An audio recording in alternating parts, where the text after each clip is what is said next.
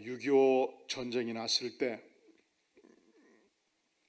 북한군은 순식간에 남한 전역을 점령을 했습니다.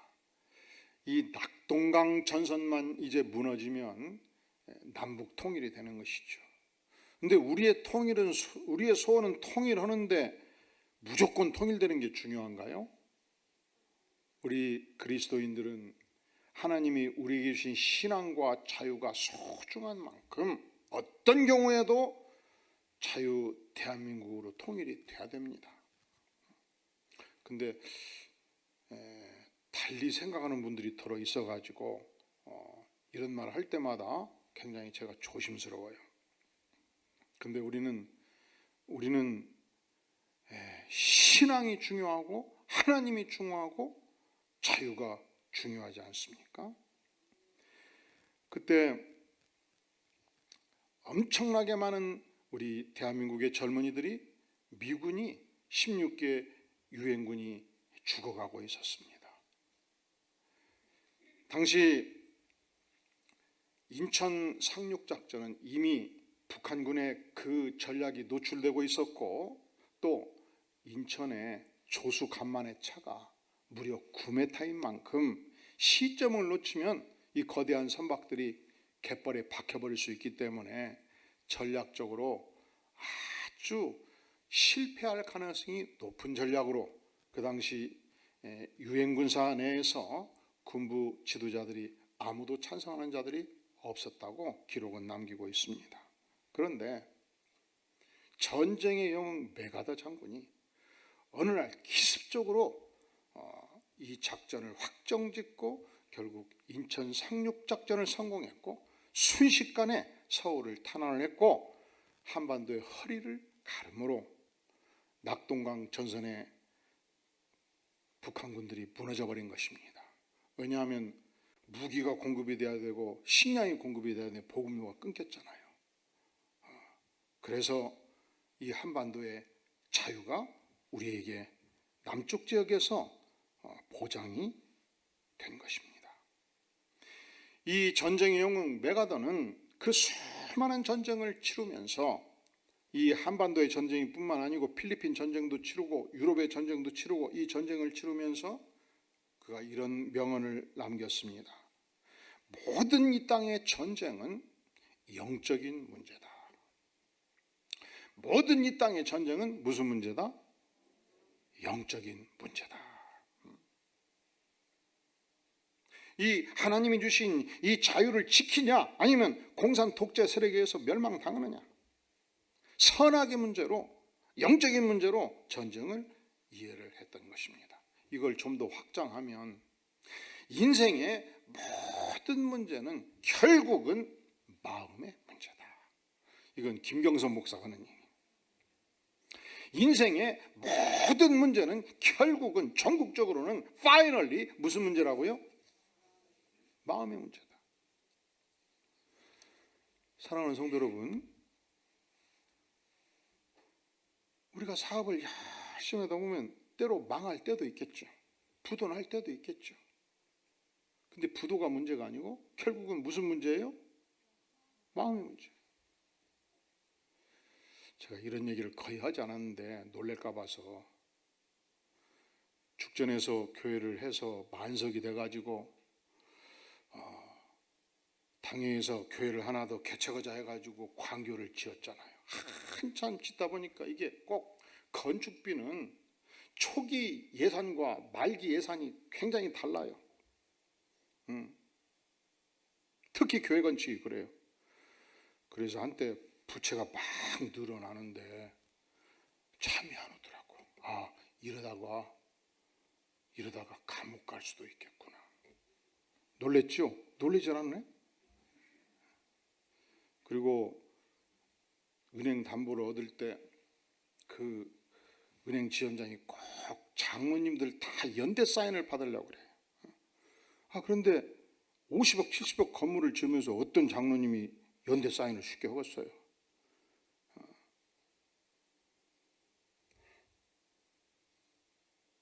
그런데 어느 날 기도를 하는데 이럴 때 마음이 안정이 안 되잖아요.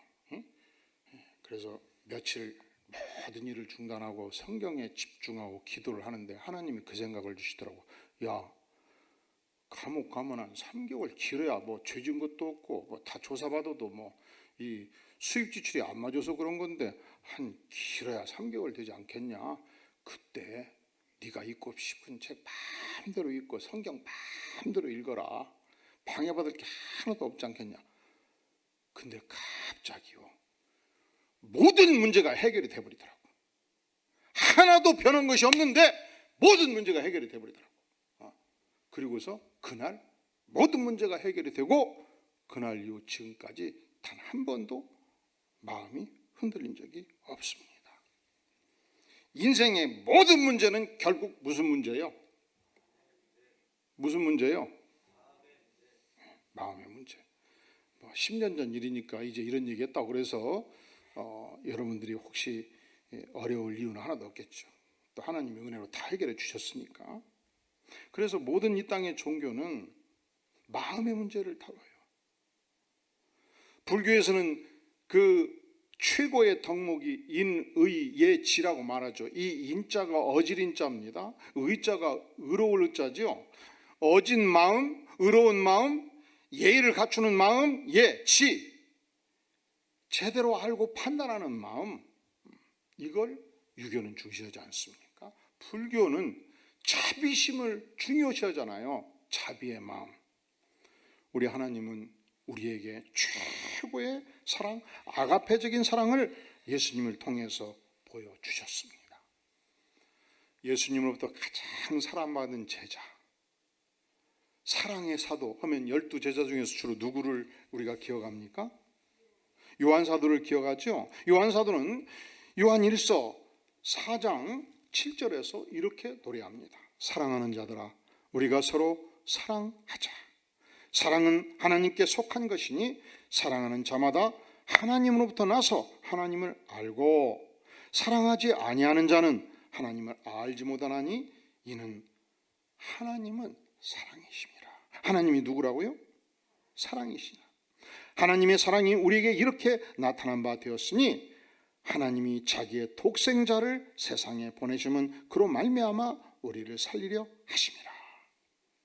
사랑은 여기 있으니 우리가 하나님을 사랑한 것이 아니요 하나님이 우리를 사랑하사 우리 죄를 속하게 하여 화목제물로 그 아들을 보내셨습니다. 그래서 예수님이 화목제물로 오신 예수님이 사랑의 표현이죠.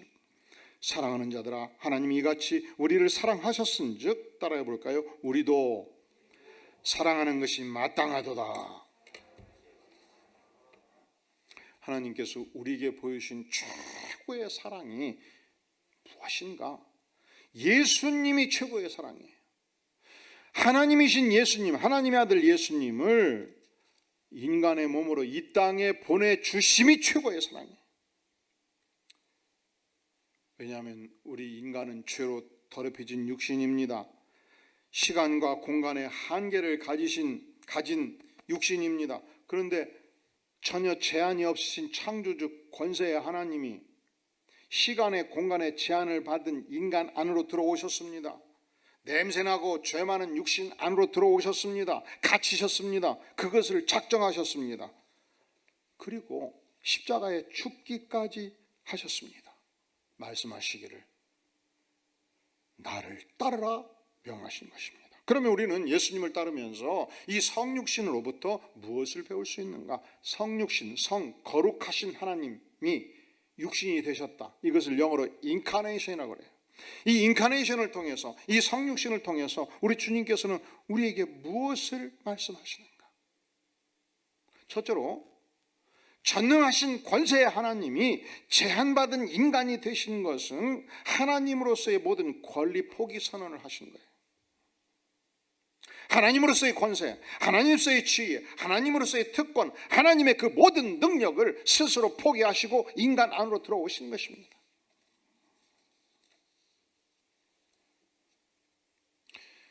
권리 포기 선언이 쉽습니까? 여러분들이 학교를 졸업하고 한 직장에 들어가서 10년, 20년 충성하면 반드시 그 분야의 전문가가 될 것입니다. 그 분야의 영향력을 행사하게 될 것입니다.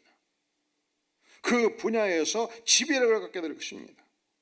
그런데 내가 형성한 이 영향력의 영역, 지배력의 영역, 이 권리 영역을 누가 침범할 때 쉽게 다 내어주던가요? 우리 인간이란 내가 할 수 있는 작은 권리가 있다면, 내가 할 수 있는 작은 영향력이 있다면 얼마나 그것을 붙들기 위해서 목숨 걸고 싸웁니까? 그런데 예수님은 전능하신 하나님의 권세를, 창조주의 능력을 온전히 스스로 권리 포기 선언을 하신 것입니다. 언제? 가장 힘이 있을 때, 하나님의 절정에서. 언제? 조금 더 하나님의 권세가 훼손되지 아니했을 때. 그러니까 우리는 언제 권리 포기 선언하는가? 날마다 권리 포기 선언을 하는 것입니다. 우리는 언제 권리 포기 선언하는가? 내가 힘이 떨어질 때? 아니죠. 내가 은퇴하고 났을 때? 아니죠. 내가 죽었을 때? 여러분, 죽었을 때는 반드시 누구나 강제 권리 포기 선언이 되는 것입니다. 끝까지 세상 뜨고 나서도 유지하고자 하는 분들이 더러 계셔요. 어떻게 유지합니까?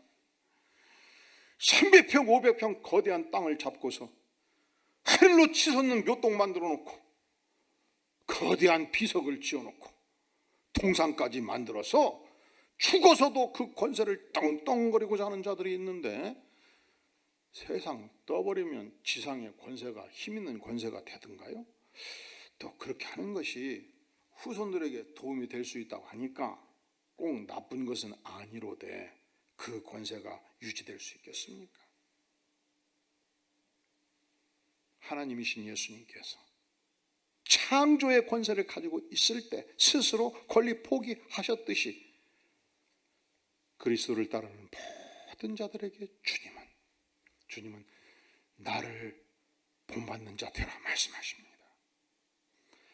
기독교의 역사는, 아니 세계사는, 히스토리는 히스 스토리, 예수 그리스도의 역사예요. 지난 2000년 기독교 역사 속에서 예수님을 따르는 수많은 백성들이 예수님을 본받아서 그들이 누릴 수 있는 특권, 그들이 누릴 수 있는 지위, 그들이 누릴 수 있는 권리들을 온전히 포기하고 섬김의 삶을 살았던 수많은 믿음의 영웅들이 얼마나 많이 이 땅에 존재해 왔습니까? 조선 말기 1880년에서 1910년까지 이 30년은 이 한반도에서 굉장히 불안한 역사의 시간입니다. 군대가 지리멸렬했습니다. 국방력이 약했습니다. 경제력도 약했습니다. 자존심만 하늘을 찔렀어요.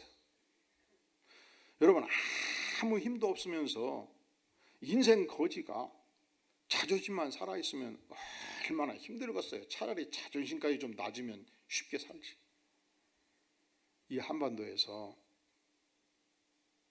청나라, 대륙의 큰 나라와 일본이 전쟁을 치를 때 군대가 약한 한반도에서 전쟁을 치렀습니다. 청나라가 지니까 이제 이 러시아 대국이 밀고 내려와서 이 한반도에서 일본과 전쟁을 치루었습니다. 여기서 러시아가 지니까 1910년도 일본이 한반도를 먹어버린 거 아니겠습니까? 그 기간 동안 전염병이 대단히 창궐했습니다. 전국의 극빈자들이 영양실조로 시신이 되어서 길거리에 절비하게 늘어져 있었습니다. 신분 차별이 극심했습니다. 상민과 양반, 노예들, 그리고 그들과 더불어 살아가는 여성들은 아침 새벽 4시 일어나서 밥 짓기 시작해가지고 밤 11시까지 밥 짓고 빨래하고 밥 짓고 빨래하고 집안일하고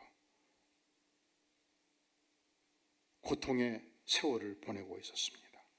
당시 미국에서, 영국에서, 오스트리아에서, 카나다에서 얼마든지 부유하게 잘 살 수 있는 젊은이들이 예수 그리스도를 믿고 은혜를 받은 다음 기도를 해요. 어떻게 기도를 하냐? 하나님, 이 땅에서 가장 열악한 지역, 어두움의 땅으로 저를 보내어 주시옵소서.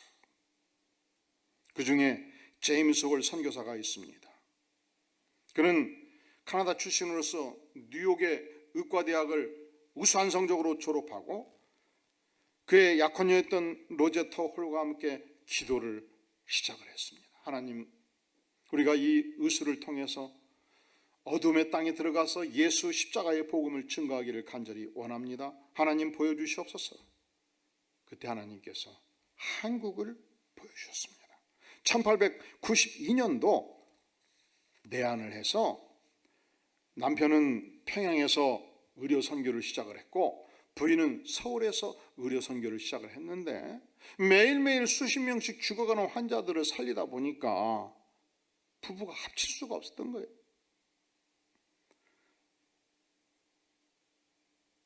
한가한 겨울철 잠시 만나고 여름철 장마철에 잠시 만나고 그들이 각자 자기 지역에서 열심히 죽어가는 영혼들을 의술로 살려내고 복음을 증거하고 믿으면 또 교회로 초청을 하고 움직이는 고아들이 있으면 눈에 띄는 대로 데려다가 밥을 먹여주고 그들은 한국 음식을 먹으면서 한복을 입고 한국인과 똑같이 살았습니다.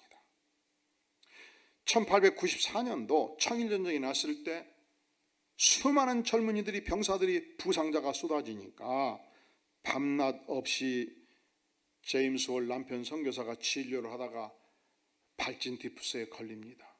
그리고 결혼 3년 만에 35세의 나이로 순직을 합니다. 남편을 천국에 보내고 로제타 홀 여사 선교사님은 유복자가 있었습니다. 유복자를 안고 아들을 낳고 그리고 움직이지 않고 평양에서 계속 의료 사업을 진행을 했고 1898년도 광해 맹아학교를 설립했고 기울병원을 설립을 합니다.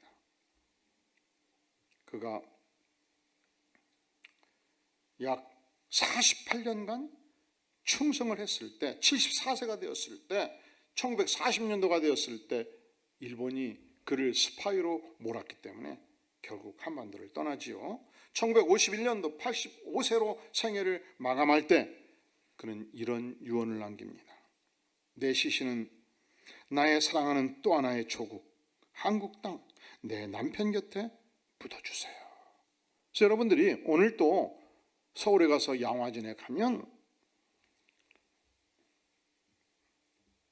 3년 선교하고 장티푸스로 발진티푸스로 세상을 떴던 제임스 홀 선교사 묘비와 묘소를 볼 수 있어요. 그 곁에 로제타 홀 선교사 묘비와 묘소가 있습니다.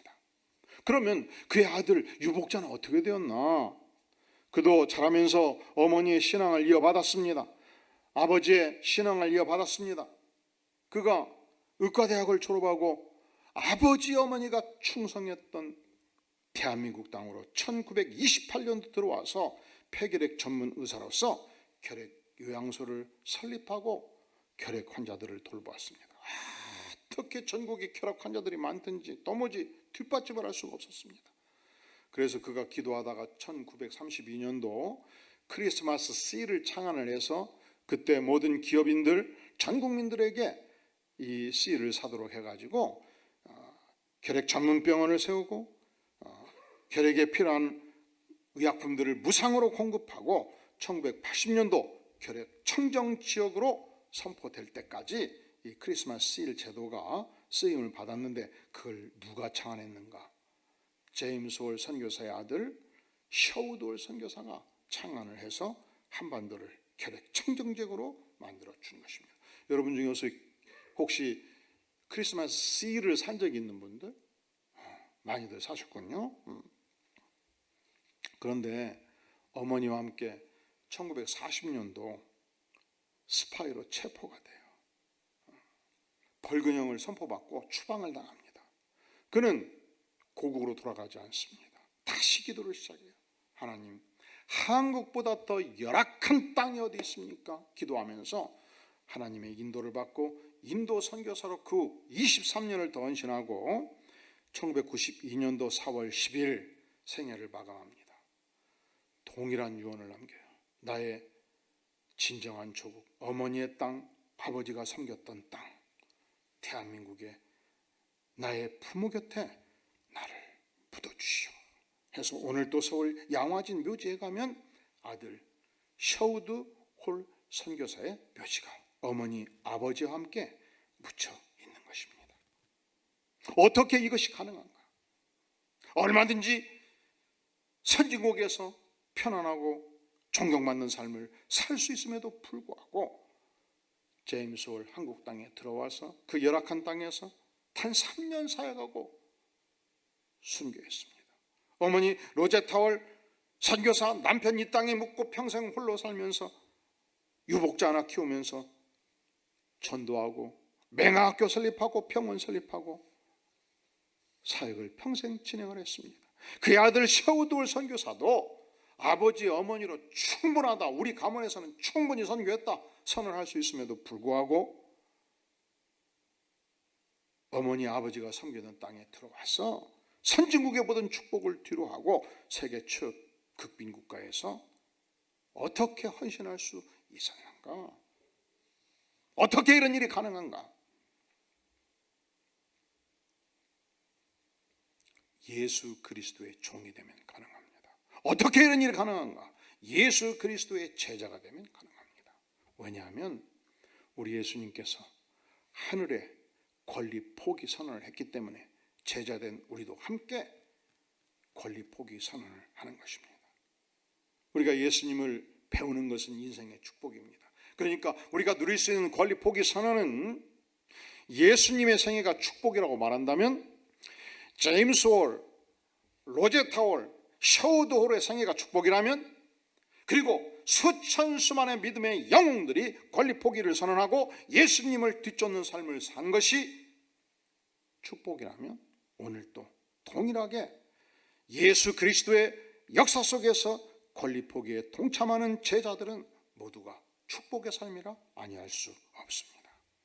예수님의 성육신이 보여주는 첫 번째 특징, 그것은 하나님의 권리 포기 선언이었습니다. 예수님의 성육신이 보여주는 두 번째 특징이 있죠. 예수님은 7절에서 보면 자기를 비우셨다 말씀합니다. 종의 형체를 가졌다 말씀합니다. 7절 오히려 자기를 비워 종의 형체를 가지사, 하나님이신 예수님께서 하나님의 권세를 비워버렸다는 거예요. 그리고 인간의 몸을 입고 오셔가지고 인간의 종의 형체가 되기로 작정하셨다는 것입니다.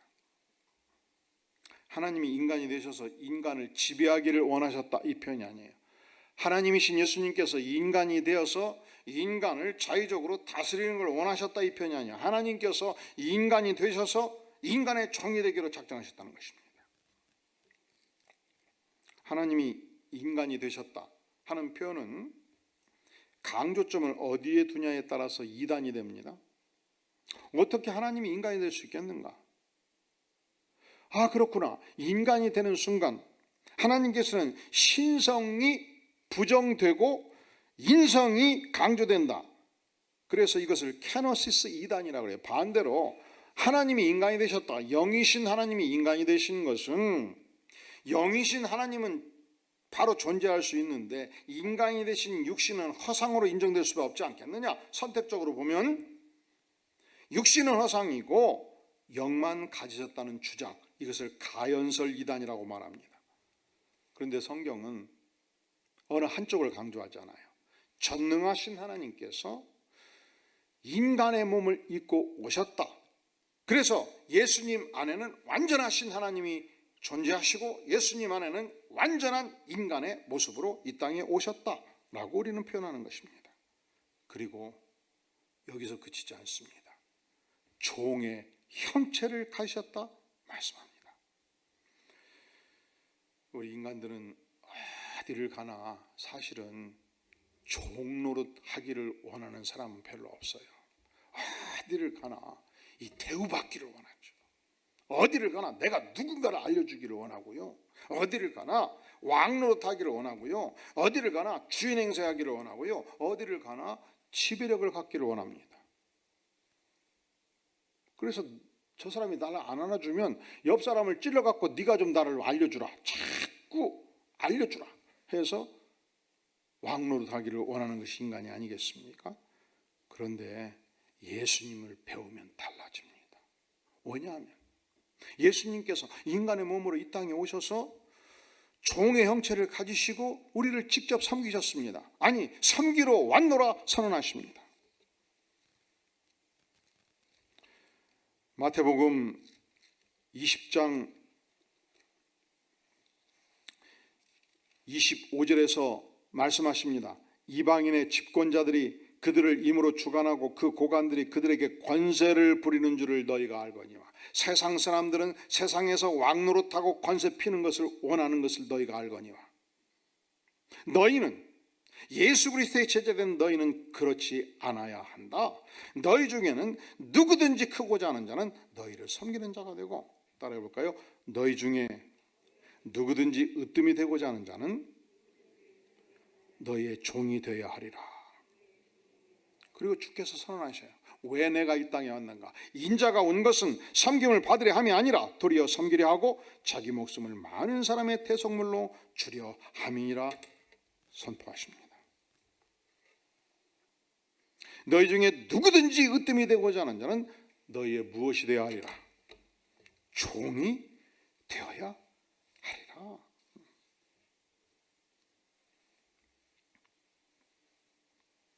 언젠가 한 성도님이 그런 말씀을 하셔요. 우리 아들이 참 사랑도 많고 진짜 아빠를 끔찍하게 위하는데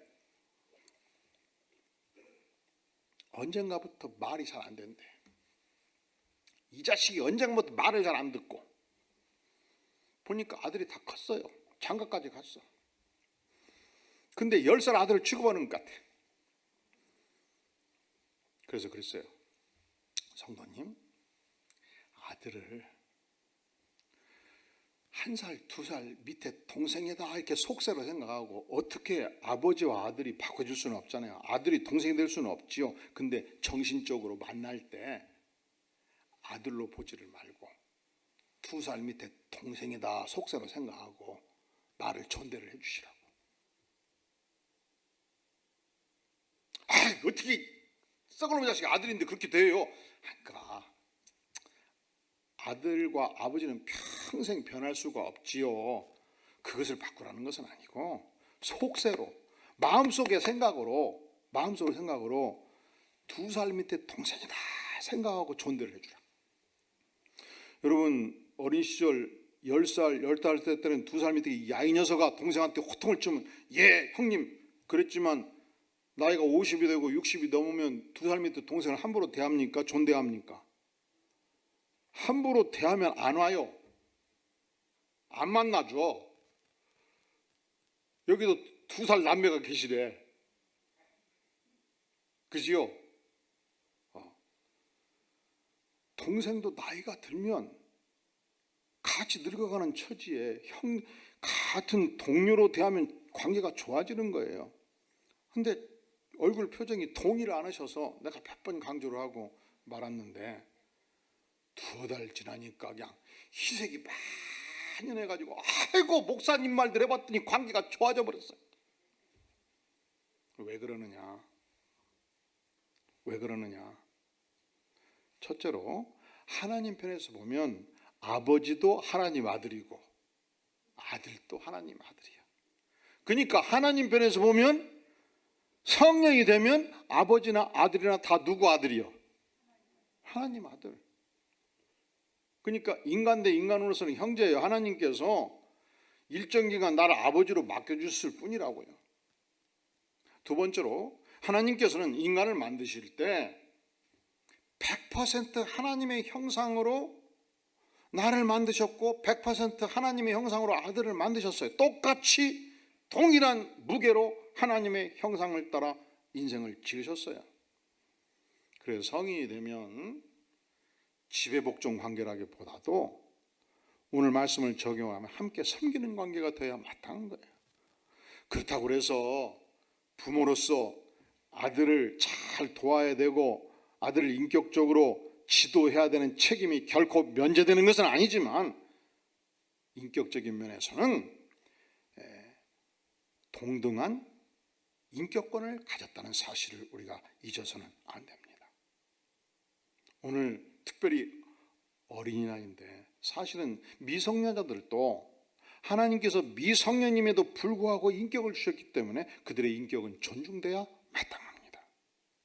그래서 적어도 오늘 어린이 주일 또 오로일 어린이날을 앞두고 여러분들이 자녀를 대할 때 미성자임에도 불구하고 그 인격을 충분히 존중하고 인격으로 자녀들을 대해서 그들의 선택으로 신앙이 꽃피우도록 잘 도울 수 있기를 주의 이름으로 축원합니다.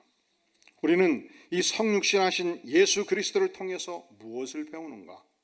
첫째로 우리도 날마다 권리 포기 선언이 필요한 것을 배웁니다. 두 번째로 우리가 함께하는 공동체에서 내 스스로 예수님이 종의 형체를 가지셨듯이 우리도 함께 종의 형체를 갖기를 소망합니다. 세 번째, 우리는 그리스도의 제자로서 성육신하신 예수님을 통해서 무엇을 배울 수 있는가? 오늘 말씀 8절에 보면 사람의 모양으로 나타나사 자기를 낮추시고 어디까지 복종하셨다고요? 죽기까지 복종하셨습니다. 곧 십자가에 죽으신 것입니다. 죽기까지 복종했다는 것은 자신의 생애 전체를 내어주셨다는 것을 의미합니다. 십자가에서 완전히 죽으셨습니다. 그러니까 그리스도의 제자란 누군가? 예수님이 십자가에 죽으셨듯이 나도 날마다 십자가에서 죽어버리는 삶을 사는 것입니다. 바울 사도는 그렇게 고백했습니다. 나는 날마다 죽노라. 따라해 볼까요? 나는 날마다 죽노라. 이 교회에서 나는 날마다 죽노라 신앙 고백하고 실제로 날마다 죽는 자들은 은혜가 펑펑 쏟아져요. 그런데 만약에 교회의 성도들이 언제 은혜가 떨어지느냐? 내가 팔팔 살아있을 때 은혜가 떨어져요. 그냥 자그마한 권리가 있어도 끝까지 주장하기 시작할 때, 누구도 종이 되지 않고 주인 노릇 말라고 그럴 때, 아무도 안 죽을 때,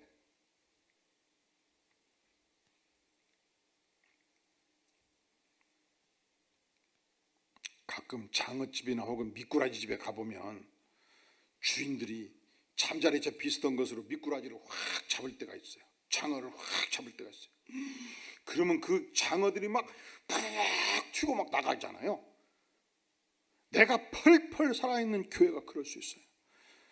80년 되고 100년 된 오래된 교회 가운데서 분쟁이 일어날 때 막 그런 모습을 보여줄 때가 있지 않습니까? 그러면 교회가 은혜가 떨어져요. 그러면 이 교회라는 선박이 막 산으로 기어 올라가는 거예요. 그러면 도무지 교회 오면 예수님이 안 보여요. 도무지 교회 오면 예수님의 제자들이 안 보여요. 도저히 교회 오면 십자가가 안 보여요. 근데 반대로 날마다 죽노라 기도하며 예수님의 제자의 삶을 충실하게 살아가는 교회, 은혜가 펄펄 넘칩니다. 기쁨이 충만합니다. 모든 성도들이 예수 십자가에 동참함으로 평화가 넘치게 되는 것입니다. 예수님께서 사실은 십자가에 꼭 죽을 이유가 없으셨습니다. 예수님께서 양손에 못질을 하는 자들을 향하여 명할 수 있었습니다. 멈추어라. 그리고 수천의 천군 천사를 동원할 권세가 있으셨습니다. 여전히 십자가에 못 박히는 그 순간도 하나님이셨습니다. 천군 천사를 명해서 나에게 못진하는 자들을 처단하라. 나에게 채찍질하는 모든 자들을 즉시 처단하라. 명할 수 있었습니다. 하지만 우리 주님은 오늘 말씀에서 어떻게 기록되어 있습니까? 사람의 모양으로 나타나서 자기를 낮추시고 어디까지 복종하셨다고요? 죽기까지 복종하셨습니다. 십자가에 죽으셨습니다. 하늘의 관세를 동원하지 아니했습니다. 자기 유익을 위하여 천군 천사를 동원하지 아니했습니다. 십자가에 철저히 처절히 피를 흘리시면서 고통당하시면서 죽으셨습니다. 그리고 제자단 우리에게 나를 따르라 명하십니다. 제자란, 성도란 날마다 죽기 위하여 부르심을 받은 자들입니다. 예수님께서 십자가에 온전히 죽으셨을 때 하나님은 예수님을 어떻게 하셨습니까? 하나님은 죽음 아래 놔두지 아니하셨습니다. 하나님께서는 사흘 만에 죽음을 뚫고 죽음의 권세를 파하시고 예수님을 부활하게 하셨습니다. 하나님 우편에 앉게 하신 것입니다. 뛰어난 이름을 예수님께 허락해 주셨습니다. 우리 다 함께 9절에서 10절, 11절 같이 읽어볼까요? 시작.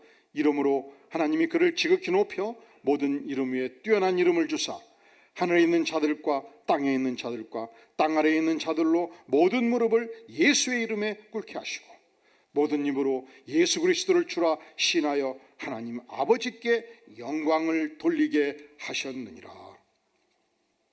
아멘. 우리가 성육신하신 예수님을 철저히 배울 때 우리는 생각하죠. 너무 손해가 많다. 우리는 권리 포기하지를 못하죠. 왜? 손해가 많다고 생각하기 때문에. 우리는 종되기를 원치 않지요. 왜냐하면 주인 되기를 원하기 때문에. 우리는 십자가에 죽고 싶지 않지요. 왜냐하면 삶과 생명이 이 세상이 너무 소중하기 때문에. 그런데 우리가 철저히 예수님을 따르면 언젠가 우리 예수님께서 부활의 권세로 우리를 일으켜 세워주실 것입니다. 부활의 권세로 우리 주님께서 동등한 은혜를 허락해 주실 것입니다. 그런 거로 오늘도 우리는 성육신하신 예수님을 통해서 온전히 예수님을 배우고 따르는 축복의 생애 살아갈 수 있기를 주의 이름으로 축원합니다. 기도하시겠습니다. 영광의 주님, 우리가 그리스도의 제자로서 그리스도의 발자취를 따라 그리스도를 배우며 그리스도께 순종하며 십자가의 길을 가기를 원하오니 성령 하나님 은혜로 임하여 주시옵소서. 예수님의 이름으로 간절히 기도하옵나이다. 아멘.